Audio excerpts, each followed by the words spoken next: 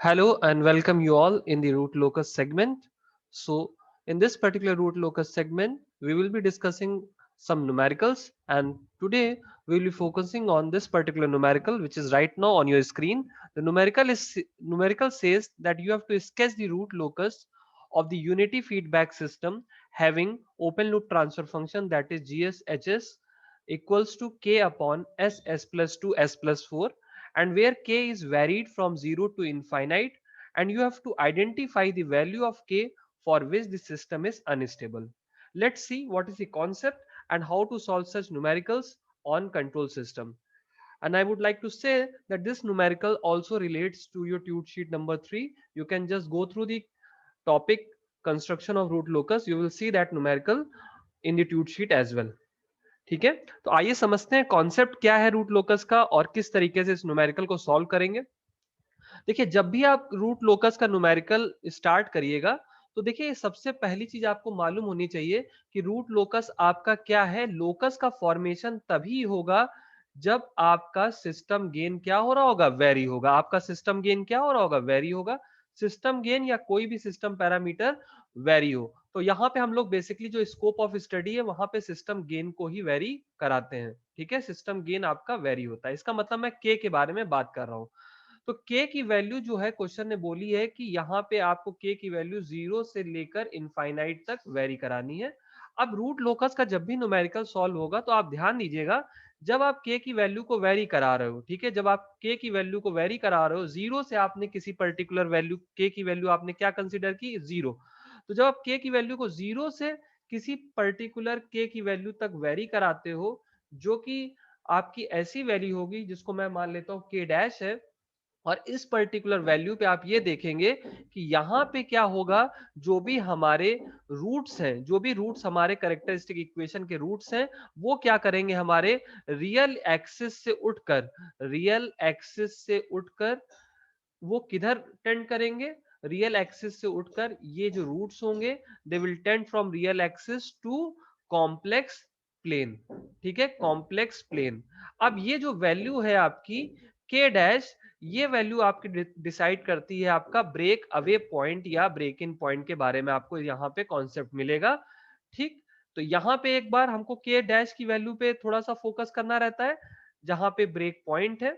उसके बाद फर्दर आप के की वैल्यू को बढ़ाते जाओगे तो आप देखोगे एक दूसरी वैल्यू आती है जिसको बोलते हैं के मार्जिनल। के मार्जिनल जो वैल्यू है, ये कि जो के मार्जिनल वैल्यू है, ये आपको कहां से मिलेगी, राउथ एरे से मिलेगी। और राउथ एरे जब आप बनाएंगे तो के मार्जिनल की वैल्यू का कॉन्सेप्ट क्या है कि अगर आपने के की वैल्यू को फर्दर ग्रेटर देन के मार्जिनल किया तो जो भी लोकस है आपका रूट्स का, वो लोकस जो रूट्स का होगा वो किधर पहुंच जाएगा, आपका राइट हैंड साइड प्लेन पर पहुंच जाएगा और सिस्टम क्या हो जाएगा, अनस्टेबल। तो आपको के मार्जिनल को भी कैलकुलेट करना पड़ेगा। इसका मतलब रूट लोकस तभी आप बना सकते हैं जब सिस्टम गेन क्या हो रहा होगा, वेरी हो रहा होगा। तो ये आपको चैलेंजेस रूट लोकस को बनाते समय मिलेंगे। अब ये जो न्यूमेरिकल है आपकी स्क्रीन पे, इसको देखते हैं कैसे सॉल्व करेंगे।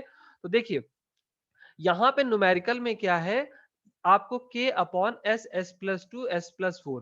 तो यहाँ पे नंबर ऑफ, अगर देखा जाए number of open loop zeros, अगर देखे जाए number of open loop zeros, तो यहाँ पे वो कितने हैं, जीरो है। कोई भी जीरो इस पर्टिकुलर ट्रांसफर फंक्शन में नहीं है।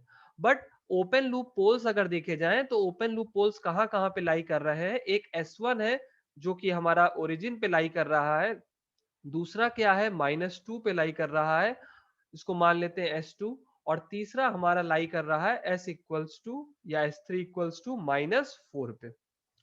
तो ये तीन ओपन लूप पोल्स हैं जो हमारे S1 S2 और S3 पे लाई कर रहे हैं। ठीक है, अब number of open loop poles कितने हैं, यहाँ पे 3 है, तो यहाँ पे इसको 3 लिखेंगे। नंबर ऑफ एसिम्प्टोट्स कितने बनेंगे, तो नंबर ऑफ एसिम्प्टोट्स के लिए मैंने आपको कॉन्सेप्ट बताया था कि नंबर ऑफ एसिम्प्टोट्स का मतलब क्या है, नंबर ऑफ ब्रांचेस जो रूट लोकस की होंगी वो कितनी इनफाइनाइट डायरेक्शन पे जाएंगी। तो वो कैसे हम लोग डिटरमाइन करते हैं, p माइनस जेड से। तो यहाँ पे p माइनस जेड की वैल्यू क्या है, 3 माइनस 0। तो यहाँ पे ये वैल्यू आ गई 3। इसका मतलब, कहने का मतलब क्या है कि तीन जो पोल है हमारे, तीनों पोल कहां पे जाएंगे, इनफाइनाइट पे जाएंगे along the direction of asymptote. ठीक, उसके बाद मैंने आपको ये बताया था कि जो रूट लोकस होता है it is always symmetrical to the real axis. जैसा रियल एक्सिस के ऊपर होगा वैसा ही रियल एक्सिस के नीचे भी होगा। और यहाँ पे एक चीज ध्यान रखिएगा, यहाँ पे कोई भी जीरो आपका नहीं है, इसका मतलब सारे पोल्स कहाँ पे टर्मिनेट करेंगे, along the direction of asymptote और इनफाइनाइट की तरफ ही जाएंगे सब।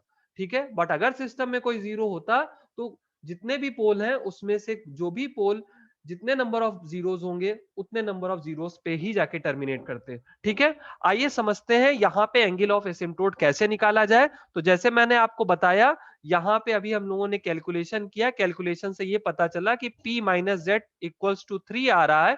इसका मतलब यहाँ पे 3 एंगल ऑफ एसिम्प्टोट्स होंगे। तो ये जो फॉर्मूला है, ये फॉर्मूला मैंने आपको पार्ट 1 में समझाया था। तो ये फॉर्मूला जो आपका एंगल ऑफ एसिम्प्टोट का है, यहाँ पे आपको 3 बार या 3 वैल्यूज लेनी होंगी क्यू की, और उन 3 वैल्यूज पे आपको 3 एंगल ऑफ एसिम्प्टोट्स मिलेंगे। ठीक है, तो आपने एक बार क्यू की वैल्यू 0 ली, एक बार 1 ली, एक बार 2 ली। तो यहाँ पे क्यू की वैल्यू जब 0 लेंगे तो आपको फाई A1 मिलेगा, इसी तरीके से आपको फाई A2 मिलेगा, इसी तरीके से आपको फाई A3 मिलेगा। और ये हम वैल्यूज निकाल लेंगे, आप क्यू की वैल्यूज पुट कर दीजिएगा। तो एक वैल्यू आपको मिलेगी 60 डिग्री, दूसरी वैल्यू आपको मिलेगी 180 डिग्री, और तीसरी वैल्यू आपको मिलेगी 300 डिग्री। आप क्यू की वैल्यूज को इस एक्सप्रेशन में पुट करेंगे तो आपको 3 एंगल ऑफ एसिम्प्टोट्स मिलेंगे, 60 डिग्री, 180 डिग्री और 300 डिग्री। ठीक है, अब मैंने आपको बताया था ये जो एसिम्प्टोट्स मिले हैं ये रियल एक्सिस पे एक पर्टिकुलर पॉइंट पे मिलते हैं आके, उस पर्टिकुलर पॉइंट को क्या बोलते हैं, सेंट्रॉइड। तो सेंट्रॉइड का फॉर्मूला आपकी स्क्रीन पर है। सेंट्रॉइड का फॉर्मूला ये होता है कि it is the difference of sum of the real parts of the poles minus sum of the real parts of zeros, या फिर जो भी पोल्स हैं जो भी जीरोस हैं आप उनको क्या करिए, ऐड कर दीजिए और फिर उनको सबट्रैक्ट कर दीजिए जो भी जीरोस हैं।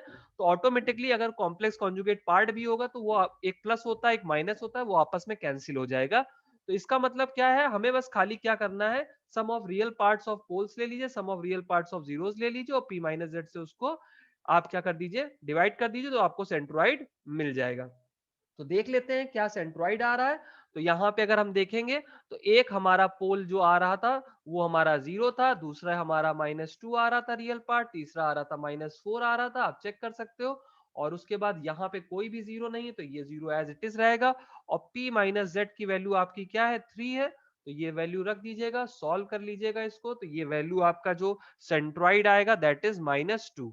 और एक बार मैं एक्सप्रेशन फिर से लिख दे रहा हूँ और जिससे कि आपको रिकॉल करने में बैक ना करना पड़े आपको स्लाइड्स। तो यहाँ पे आप देखिएगा S+2 S+4 है। तो नंबर ऑफ पोल्स के जो रियल पार्ट है एक का 0 है, एक का -2, एक का -4 है। तो यहाँ पे सेंट्रोइड आ गया आपका -2। तो सेंट्रोइड वो पॉइंट है जहां पे जितने भी आपके एंगल ऑफ एसिम्प्टोट्स हैं या जितने भी एसिम्प्टोट्स आपको मिल रहे हैं वो सारे एसिम्प्टोट्स रियल एक्सिस पे सेंट्रोइड पे आके मिलते हैं। आइए देखते हैं ये कैसे बनता है।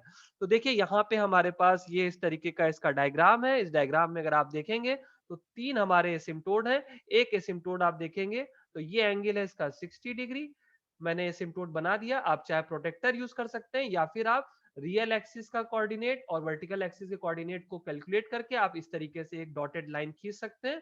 और दूसरा एंगल ऑफ एसिम्प्टोट देखेंगे तो ये हमारा हो गया 180 डिग्री, दिस इज 180 डिग्री। और इसी तरीके से एंटी क्लॉकवाइज डायरेक्शन में तीसरा एसिम्प्टोट देखेंगे तो दैट इज बेसिकली 300 डिग्री। तो यहाँ पे तो मैंने इस तरीके से लिख दिया है, जब आप सॉल्व करिएगा तब इसको बनाने का जो सर्कुलर पोर्शन है 60 डिग्री, 180 डिग्री, 300 डिग्री, ये लिखने की जरूरत नहीं है। ठीक है, आप बस ऐसे डॉटेड लाइंस बना देंगे, कोऑर्डिनेट्स प्रॉपर यूज करेंगे तो कोई भी कंफ्यूजन नहीं होगा। और एग्जामिनर इसके अंदर ये अंडरस्टैंडिंग होगी वो किस तरीके से आपको कोऑर्डिनेट लेवल पे आपका जो रूट लोकस है उसको जज कर सकता है। ठीक, तो यहाँ पे इस तरीके से तीनों एसिम्प्टोट्स बना दिए। और सबसे अच्छी इंपॉर्टेंट बात ये है कि अब जब आपने, मैं आपसे बोल रहा हूँ कि जो सेंट्रॉइड होता है सेंट्रॉइड रियल एक्सिस पे होगा और रियल एक्सिस में जहां पे सारे एसिम्प्टोट्स मिल रहे होंगे वही हमारा सेंट्रॉइड होगा। तो यहाँ पे जहां पे सारे एसिम्प्टोट मिल रहे हैं इसको हम लोग क्या बोलते हैं, सेंट्रॉइड। और सेंट्रॉइड की वैल्यू हम लोगों ने निकाली हुई है रियल एक्सिस में -2। तो यहाँ पे जो ये वैल्यू है ये क्या है हमारी, s इक्वल्स टू -2 है। तो अगर ये -1 है तो ये हमारा क्या हो जाएगा, -2। ठीक है, तो सेंट्रॉइड का कॉन्सेप्ट समझ में आ गया। अब ब्रेक पॉइंट्स का कॉन्सेप्ट समझते हैं। देखिए, हाँ, एक और पॉइंट याद रखिएगा, क्या यहाँ पे कोई एंगल ऑफ डिपार्चर होगा या एंगल ऑफ अराइवल होगा? तो यहाँ पे कोई भी एंगल ऑफ डिपार्चर नहीं होगा, कोई भी एंगल ऑफ अराइवल नहीं होगा। क्यों? क्योंकि क्वेश्चन में कोई भी कॉम्प्लेक्स पोल नहीं है, कोई भी कॉम्प्लेक्स जीरो नहीं है, तो अराइवल और डिपार्चर का एंगल का कोई भी कॉन्सेप्ट यहाँ पे नहीं यूज होगा। ठीक है, तो यहाँ पे उसके लिए परेशान ना होइएगा। ठीक, अब आते हैं ब्रेक पॉइंट्स को निकालना है हम लोग को। ब्रेक पॉइंट्स मैंने आपको बताया था, ब्रेक पॉइंट्स वो पॉइंट्स होते हैं जहां से हमारे जो भी पोल्स का लोकस होता है वो क्या करता है, रियल एक्सिस से क्या करेगा, वो कॉम्प्लेक्स प्लेन पे जाएगा। ठीक है, कॉम्प्लेक्स प्लेन पे जाएगा। अगर इस तरीके से बाहर की साइड जा रहा है तो वो ब्रेक अवे पॉइंट होगा, और अगर रियल एक्सिस के इनसाइड आ रहा है, री एंट्री हो रही है, तो वो पॉइंट क्या होगा हमारा, ब्रेक इन पॉइंट। वो पॉइंट हमारा क्या होगा, ब्रेक इन पॉइंट। तो बट यहाँ पे कोई भी जीरो नहीं है, तो इसका मतलब ब्रेक इन पॉइंट का कोई भी कॉन्सेप्ट नहीं आएगा। जो भी कॉन्सेप्ट आएगा ब्रेक अवे पॉइंट का आएगा। फिर से मेरी बात समझिए, मैं ये कह रहा हूं कि यहाँ पे कोई भी जीरो नहीं है, तो इसका मतलब यहाँ पे ब्रेक इन का कॉन्सेप्ट नहीं आएगा। ठीक है, जिनको ये चीज नहीं समझ में आई है, रूट लोकस के पार्ट 3 वाले लेक्चर को एक बार देखिएगा, और वहां पे ब्रेक पॉइंट्स का पूरा अच्छे से डिटेलिंग की गई है, वहां पे उस चीज को समझिएगा।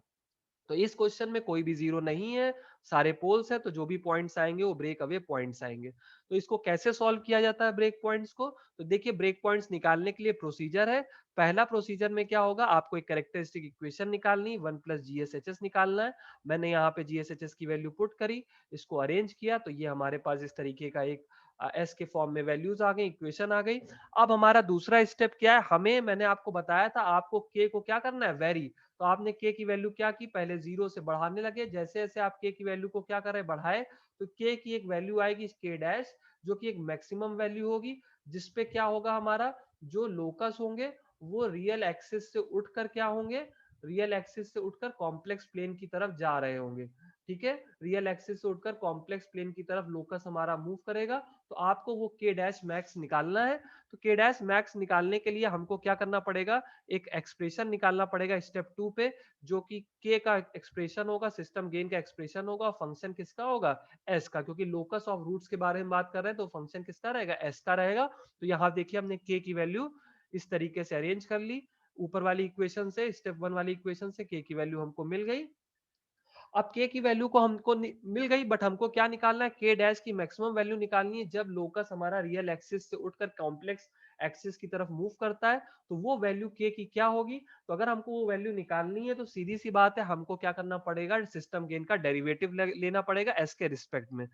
अब जब हम सिस्टम गेन का डेरिवेटिव लेंगे एस के रिस्पेक्ट में, तो आइए हम इसको सॉल्व कर लेते हैं और देखते हैं क्या डेरिवेटिव आता है। तो हम यहाँ डेल के बाई डेल एस लिखते हैं, तो डेल के बाई डेल एस की वैल्यू अगर देखा जाए, तो यहाँ पे ये आ जाएगी D by D S, with in bracket आप उसको सॉल्व कर लीजिएगा, तो यहाँ पे आ जाएगी वैल्यू हमारे पास s cube plus 6s square plus 8s और ब्रैकेट क्लोज।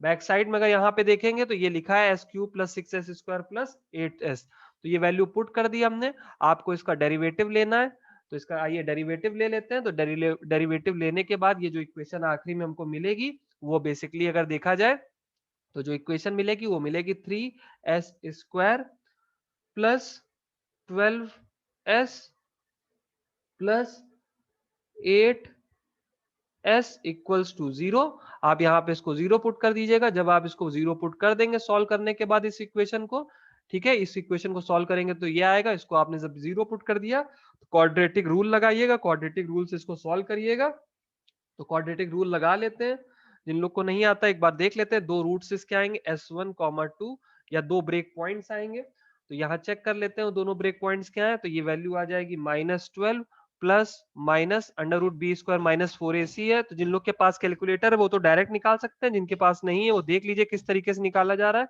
-4 इंटू 3 इंटू 8 इस तरीके से हमने किया, और उसके बाद इसको डिवाइड कर दिया 2a से, तो ये हो गया 2 मल्टीप्लाइड बाई 3। तो यहां से जो वैल्यूज मिलेंगी आपको, वो मिलेगी आपको -2 प्लस -1.15। और यहाँ से अगर ब्रेक पॉइंट्स देखे जाएं, जो हमारे ब्रेक पॉइंट्स आ रहे हैं, वो ब्रेक पॉइंट्स अगर देखे जाएं तो वो बेसिकली एक S1 आएगा, दूसरा S1 आएगा, S1 की वैल्यू अगर देखी जाए तो वो हमारी आ जाएगी -3.15। ठीक है, एक बार मैं इसको फिर से रब करता हूँ, सही से लिख देता हूँ जिससे कि आप लोग को आइडिया रहे, कंफ्यूजन ना हो। तो यहाँ पे अगर आप वैल्यू देखेंगे ब्रेक पॉइंट्स की, तो यहाँ पे ब्रेक पॉइंट्स की वैल्यू अगर थोड़ा सा एक बार कॉन्सेप्ट क्लियर होगा, जिन लोगों को नहीं आ रहा है एक बार कैलकुलेशन चेक कर लीजिएगा। तो यहाँ से जो हमारे ब्रेक पॉइंट्स निकले हैं, एक हमारा ब्रेक पॉइंट निकला है S1 और S1 की वैल्यू है हमारी -3.15 और S2 की वैल्यू देखी जाए तो S2 की वैल्यू हमारी -0.85।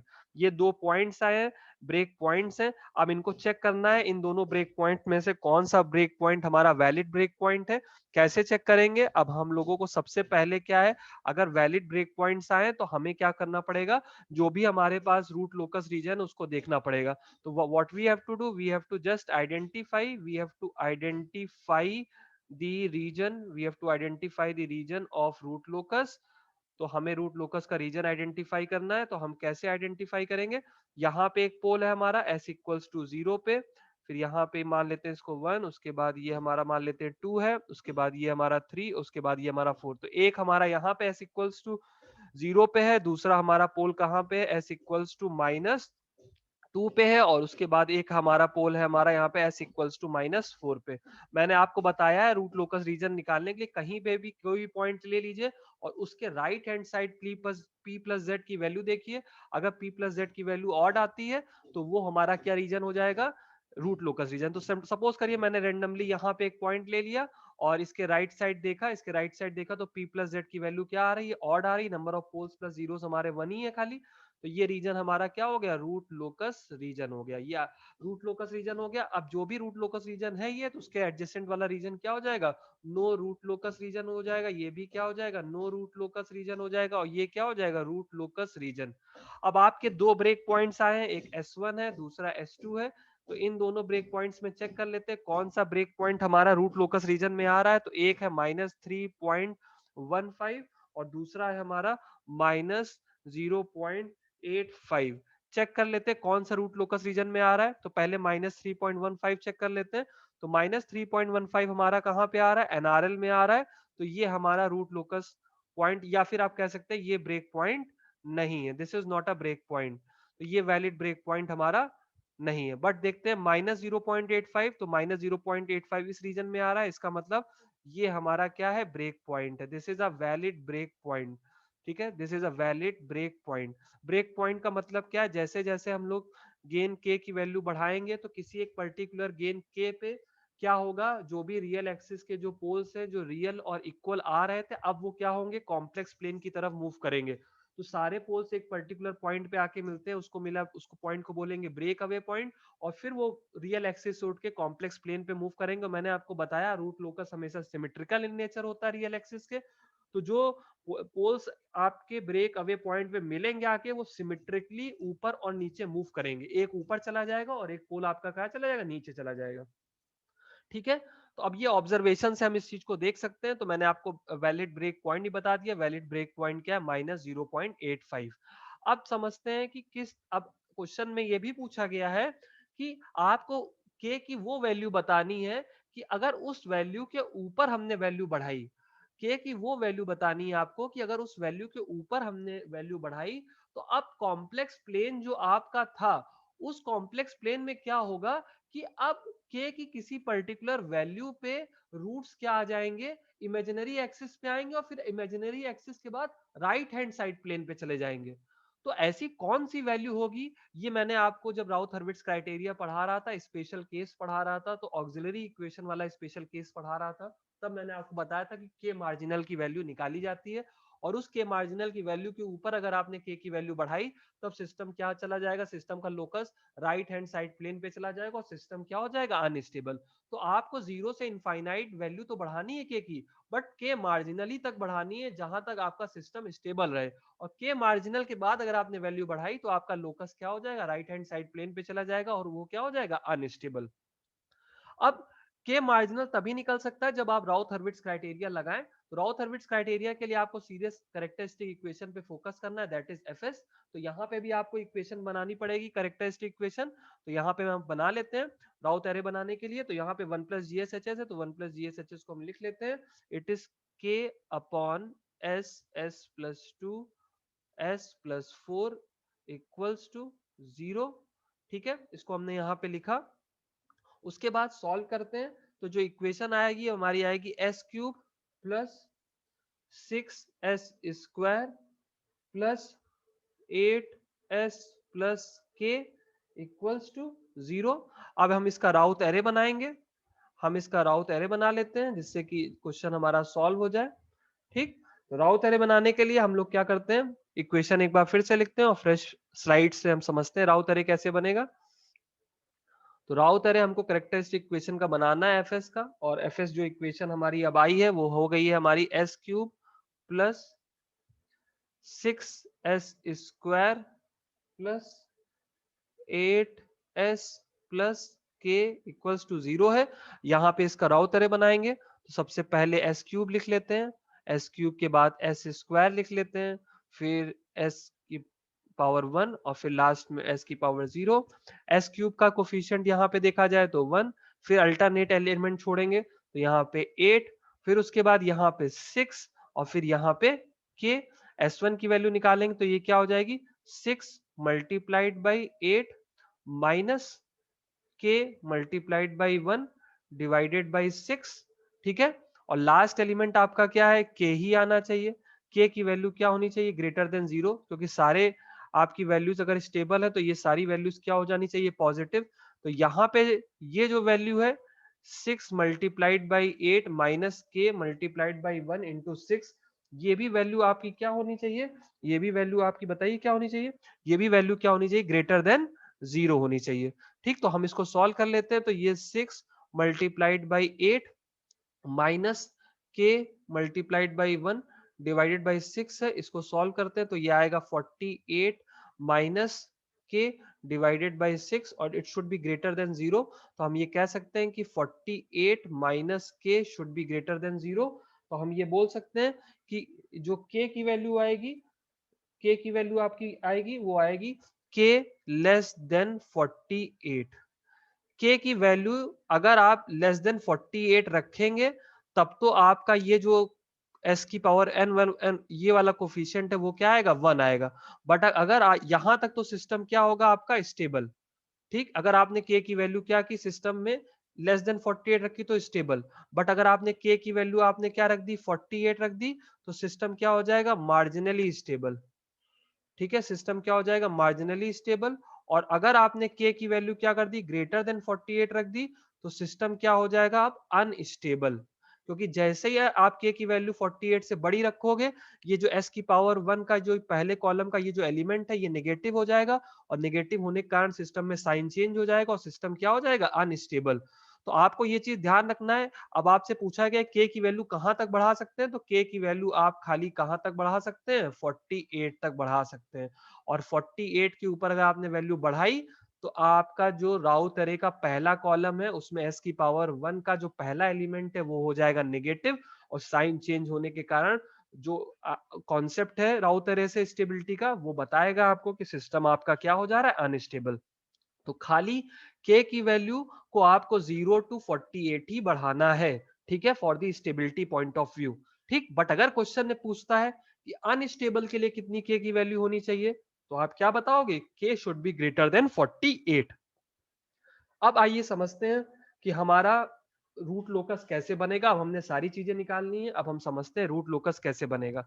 रूट लोकस बनाते समय सबसे पहले हमको जो मैं आपको बता दे रहा हूं, पोल्स क्या करेंगे, पोल्स का क्या काम है, जब आप के की वैल्यू वेरी करोगे तो पोल्स सर्च करेंगे ब्रेक पॉइंट को, पोल्स क्या सर्च करेंगे, ब्रेक पॉइंट को। और वो ब्रेक पॉइंट क्या होगा, ब्रेक अवे पॉइंट होगा। वो ब्रेक पॉइंट क्या होगा, ब्रेक अवे पॉइंट होगा।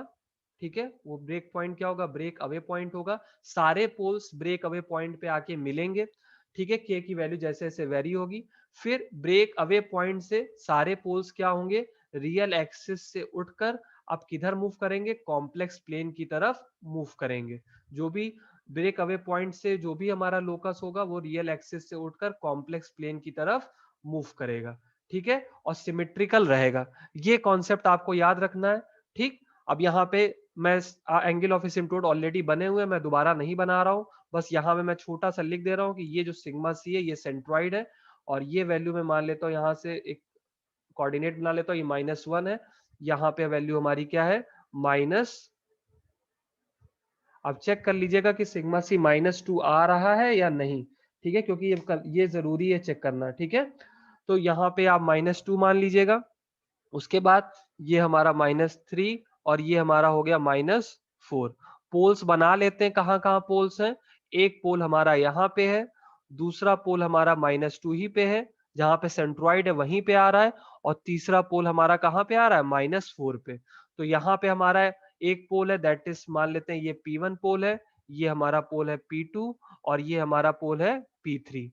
तो अब क्या करेंगे, तीनों ये जो पोल्स हैं ये ब्रेक अवे पॉइंट पे आएंगे, फिर ब्रेक अवे पॉइंट पे आने के बाद तीनों पोल एक पॉइंट पे आके आप मिलेंगे, उसके बाद ये रियल एक्सिस से उठकर कॉम्प्लेक्स प्लेन पे जाएंगे। मेरी बात फिर से सुनिए, सारे पोल्स ब्रेक अवे पॉइंट पर आएंगे, जैसे जैसे के की वैल्यू बढ़ेगी, फिर किसी पर्टिकुलर के की वैल्यू पे ये लोग क्या करेंगे, एक पॉइंट में आने के बाद अपने आप को ब्रेक अवे पॉइंट से कॉम्प्लेक्स प्लेन की तरफ मूव कराएंगे, उसमें से जो भी पोल्स हमारे कॉम्प्लेक्स प्लेन की तरफ मूव करेंगे। तो अब ये चीज ध्यान रखनी है आपको कि यहाँ पे कितने पोल हैं, 3 पोल हैं। तो 3 पोल में से क्या यहाँ पे कोई पोल, क्या आपके ओपन लूप ट्रांसफर फंक्शन में कोई जीरो है, कोई भी जीरो नहीं है। तो ये जो तीनों पोल होंगे अलग अलग 3 एसिम्प्टोट के डायरेक्शन में चले जाएंगे। एक 60 डिग्री के डायरेक्शन में चला जाएगा, एक आपका चला जाएगा 180 डिग्री के डायरेक्शन में, और एक आपका चला जाएगा 300 डिग्री के डायरेक्शन में। ठीक, तीनों पोल चले जाएंगे, बट कैसे जाएंगे, ब्रेक अवे पॉइंट से होते हुए जाएंगे। ध्यान रखिएगा, ब्रेक अवे पॉइंट से होते हुए जाएंगे, ठीक है, ब्रेक अवे पॉइंट से होते हुए जाएंगे, ठीक।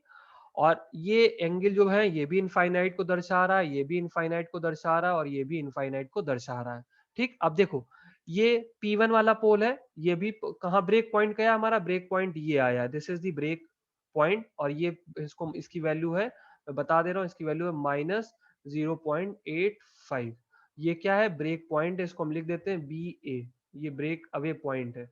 सारे पोल्स क्या होंगे, ब्रेक अवे पॉइंट पे आएंगे, तो P1 भी आया, यहाँ पे रुका, इसी तरीके से P2 भी आया, ये P2 इस तरीके से आया, ब्रेक अवे पॉइंट पे आया किसी पर्टिकुलर के की वैल्यू पे, यहाँ पे आया, और इसी तरीके से जो P3 है, P3 भी आएगा इसी तरीके से ब्रेक अवे पॉइंट पे, और P3 भी यहाँ पे आके मिला। तो तीनों पोल्स किसी पर्टिकुलर वैल्यू पे आके यहाँ पे उनकी वैल्यू क्या हो गई, सेम हो गई, रियल हो गई, इक्वल हो गई, तीनों पोल की वैल्यू किसी पर्टिकुलर के की वैल्यू पे। अब अब इन यहाँ पे जो तीनों पोल हैं P1, P2 और P3, ब्रेक अवे पॉइंट पे तीनों पोल हैं P1, P2 और P3। अब इनको क्या करना है, 3 डायरेक्शन में जाना है, 3 दिशाओं में जाना है, एक 60 डिग्री, एक 180 और 300। तो क्या होंगे आपके तीनों पोल, एक पोल आपका क्या होगा, इस तरीके से चला जाएगा इनफाइनाइट के डायरेक्शन में, ठीक। दूसरा पोल होगा, बिल्कुल सिमेट्रिकल होता है रूट लोकस, तो दूसरा पोल भी आपका क्या होगा, इस तरीके से रियल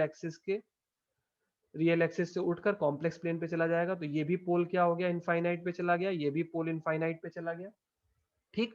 उसके बाद तीसरा पोल इनफाइनाइट पे किधर जाएगा, इनफाइनाइट ये, तो तीसरा पोल आपका 180 डिग्री के डायरेक्शन पे इधर चला जाएगा, ये देख रहे हैं, यहाँ पे चला गया। अब आप बच्चों के दिमाग में कोई डाउट ये आता है कि कौन सा पोल किधर जा रहा है।